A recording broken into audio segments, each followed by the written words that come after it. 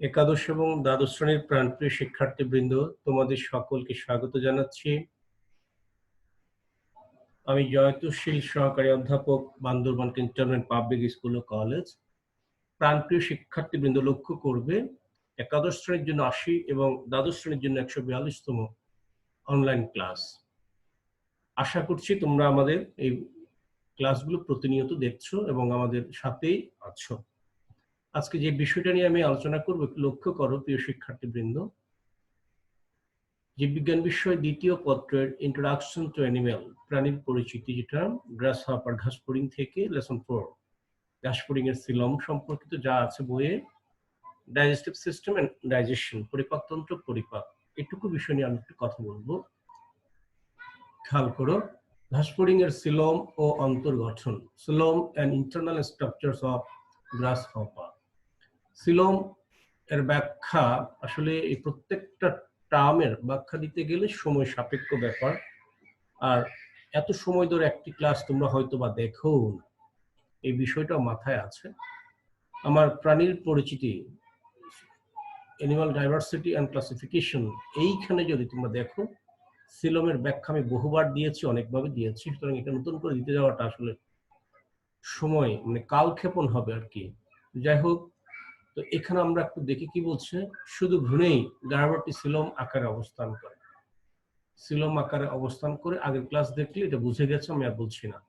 পরিণত প্রাণীর যে গাহ্বর দেখা যায় তা ভ্রূণের ব্লাস্টোসিল এবং সিলম গাহ্বরের সংযুক্তির ফলে সৃষ্ট, যার কারণে কি হচ্ছে, এর নাম মিক্সোসিল। গ্রাসহপারের ক্ষেত্রে তার সিলমটাকে বলা হচ্ছে মিক্সোসিল, কারণ ভ্রূণের ব্লাস্টোসিল এবং বডি ক্যাভিটি যেটা, দুটা এক হয়ে গেছে। ভ্রূণীয় সিলম প্রাচীর দেহের বিভিন্ন অঙ্গ গঠনে ব্যবহৃত হয়। মিক্সোসিলের ভিতর দিয়ে রক্ত প্রবাহিত হয় বলে এটি হিমোসিল নামে অভিহিত, এবং প্রবাহমান তরল পদার্থ হচ্ছে হিমোলিম্ফ। খেয়াল করবা, এখানে না বোঝার কোনো অবকাশ নেই। সিলম যদি বলি, সিলমটা হচ্ছে ট্রু বডি ক্যাভিটি, প্রকৃত দেহ গহ্বর। এটা ভ্রূণীয় মেজোডাম থেকে উৎপন্ন হয়, অ্যাক্টোডাম, মেজোডাম, এন্ডোডাম। ভ্রূণের মেজোডাম থেকে উৎপন্ন হয়।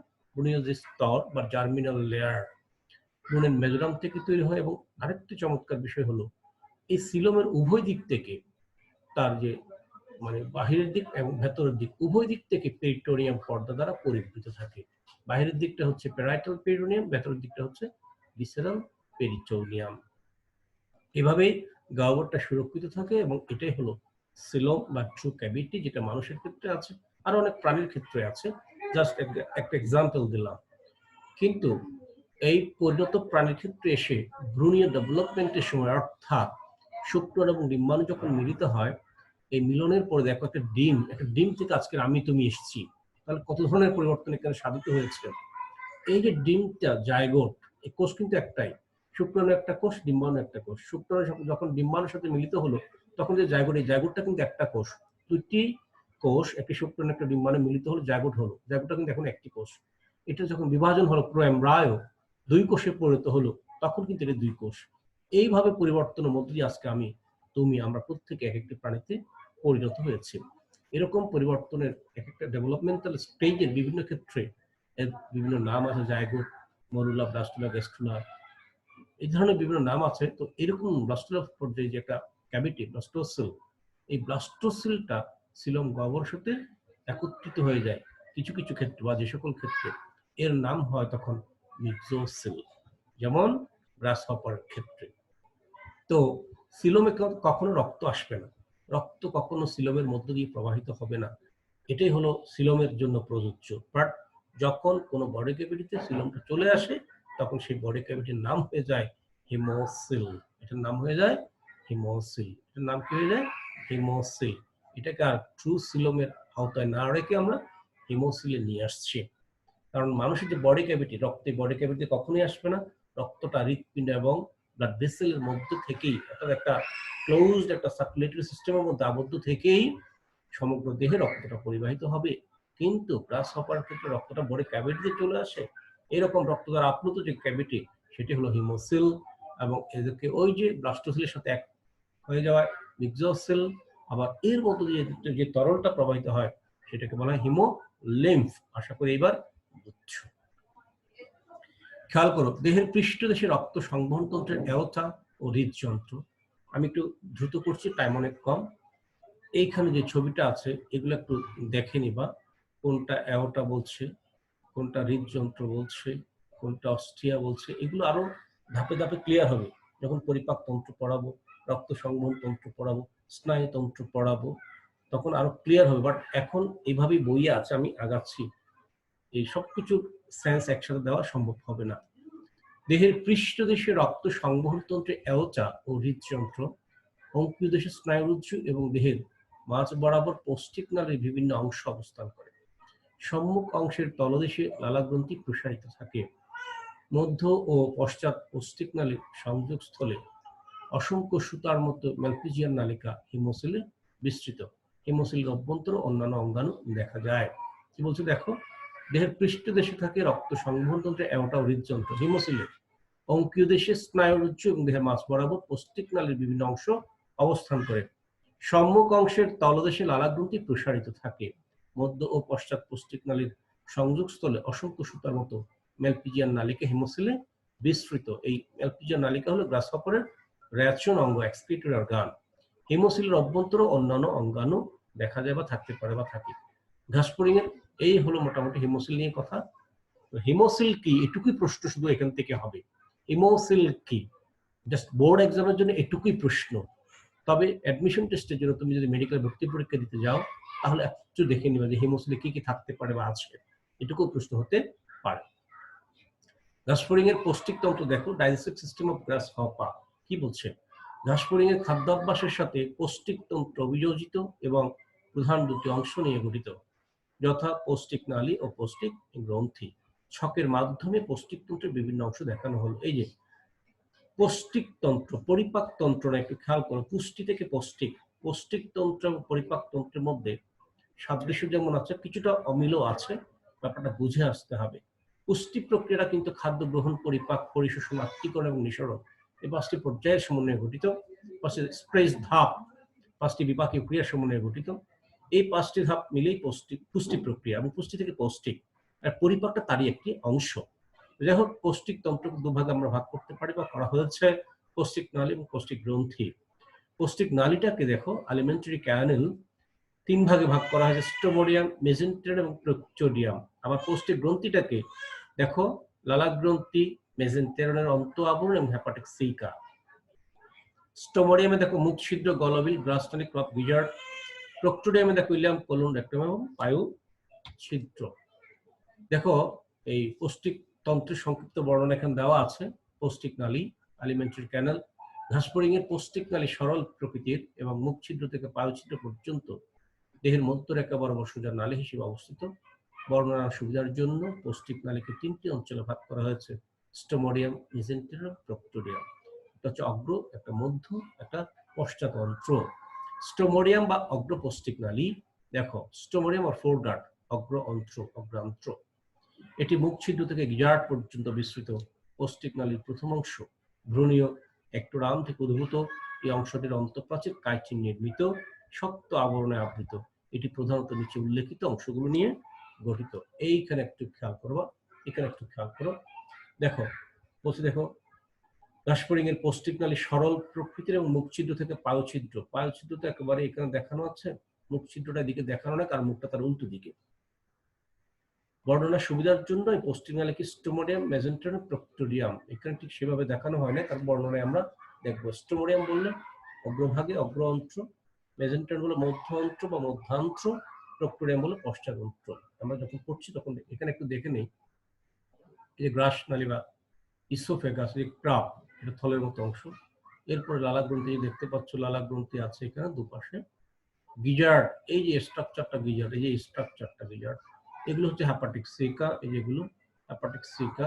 এই মধ্যান্ত্র, মেসেন্টেরিয়াল, এগুলো হচ্ছে তার রেচনাঙ্গ, ম্যালপিজিয়ান নালিকা। এই হচ্ছে ইলিয়াম, এটা ইলিয়াম। তারপরের অংশ হচ্ছে কোলন, এটা হচ্ছে রেক্টাম, হচ্ছে অ্যানাল অ্যাপারচার। ওকে, আসো দেখো, স্টোমোডিয়াম বা অগ্র পৌষ্টিক নালী, স্টোমোডিয়াম অর ফোরগার্ড, স্টোমোডিয়াম অর ফোরগার্ড। এটি মুখছিদ্র থেকে গিজার্ড পর্যন্ত বিস্তৃত পৌষ্টিক নালীর প্রথম অংশ। মুখছিদ্র উল্টো দিকে আছে। এই যে গিজার্ড, এই দুজনে গিজার্ড, তার মানে গ্রাস নালী। এই যে ক্রাপ এবং গিজার্ড, এই যে গিজার্ড, এই যে গিজার্ড। এটি মুখছিদ্র থেকে গিজার্ড পর্যন্ত বিস্তৃত পৌষ্টিক নালীর প্রথম অংশ। এটি হলো স্টোমোডিয়াম।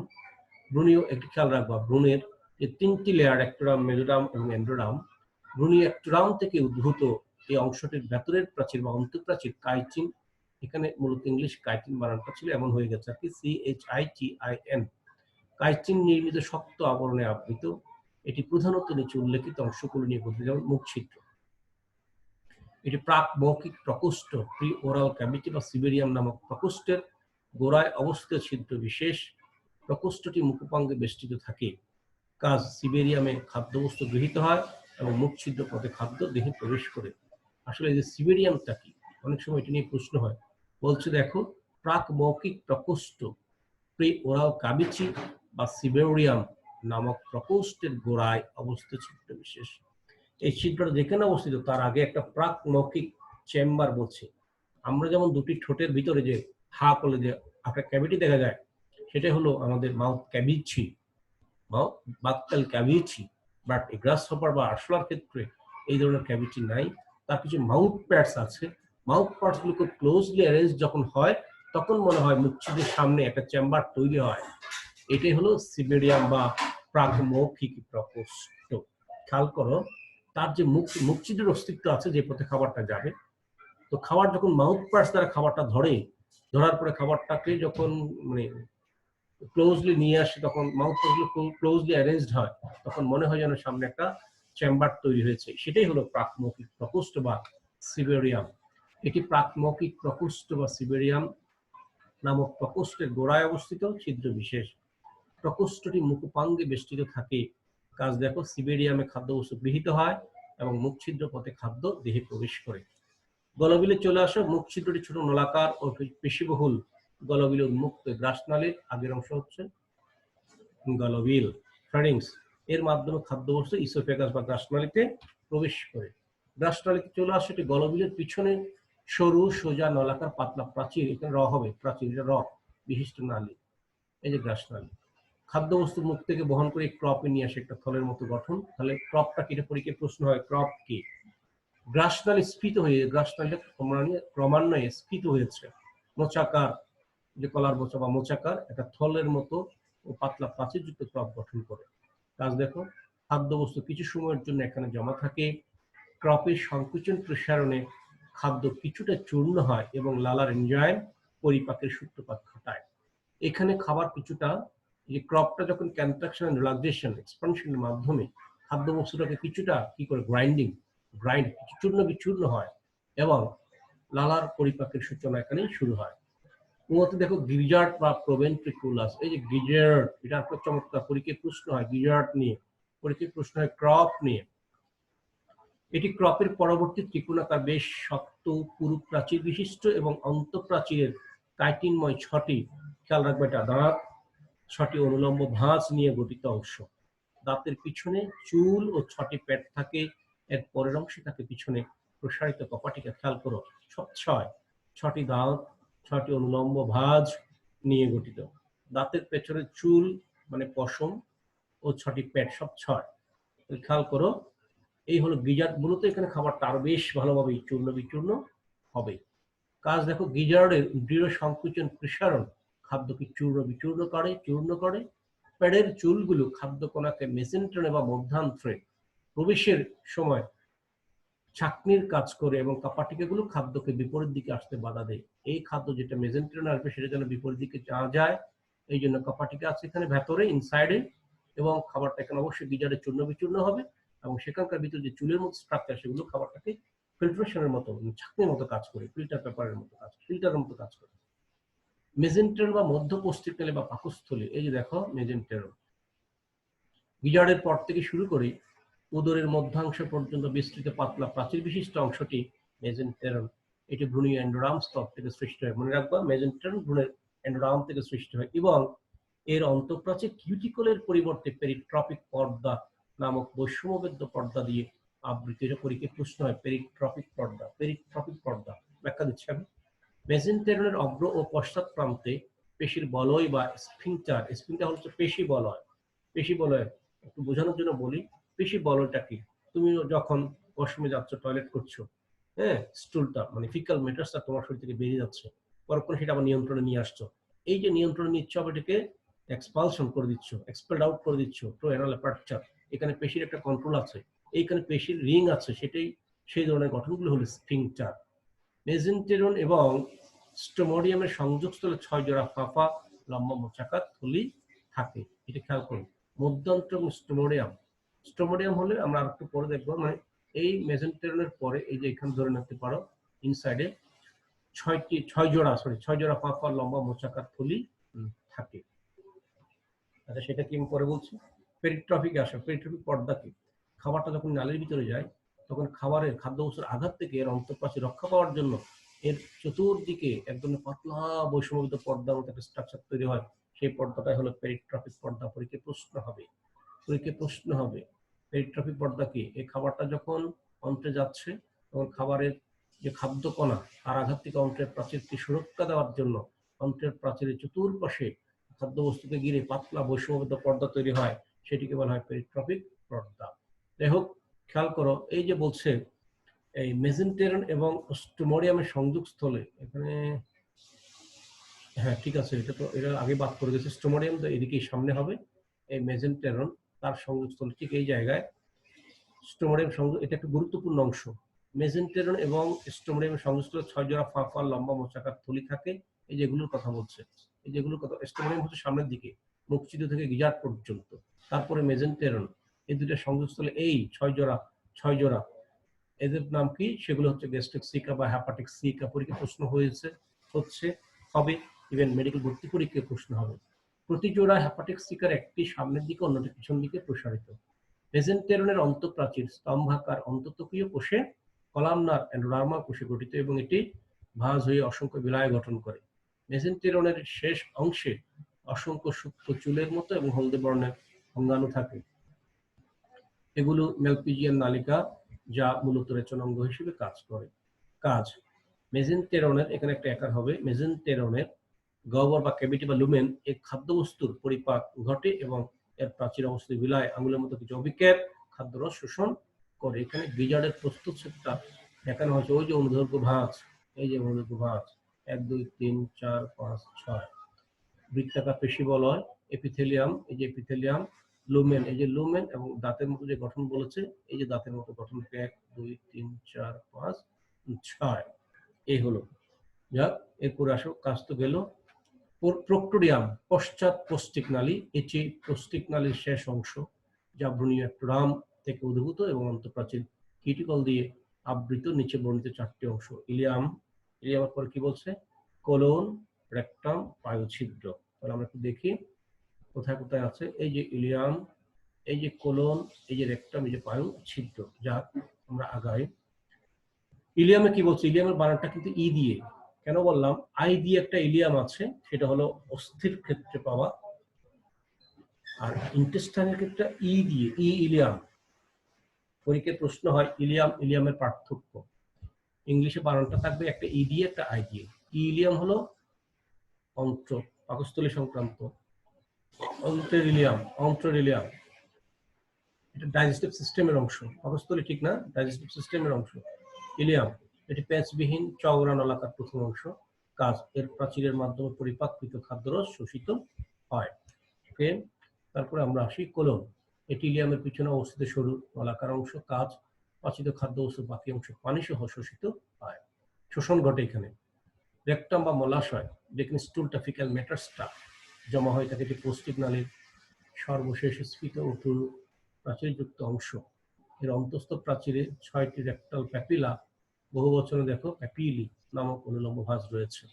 কাজ, মল থেকে অতিরিক্ত পানি, খনিজ লবণ, অ্যামিনো অ্যাসিড শোষণ করা এবং অপাচ্য অংশ সাময়িক জমা রাখা এর কাজ। রেকটামের কাজ। পায়ুছিদ্র দেখো, এটি মলাশয়ের শেষ প্রান্তে অবস্থিত ছিদ্রপথ। এটি দশম দেহখণ্ডকে অঙ্কুরিত দেশে উন্মুক্ত। এটা মনে রাখবা, দশম দেহখণ্ডকে। কাজ, অপাচ্য অংশ মল হিসেবে দেহ থেকে অপসারণ করা।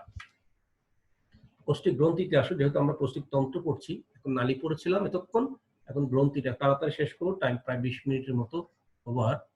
দেখো কি বলছে, পৌষ্টিক গ্রন্থি, ঘাসফড়িং এর লালা গ্রন্থি, মেজেন্টেরনের অন্ত আবরণ এবং হেপাটিক সিকা পৌষ্টিক গ্রন্থি হিসেবে কাজ করে।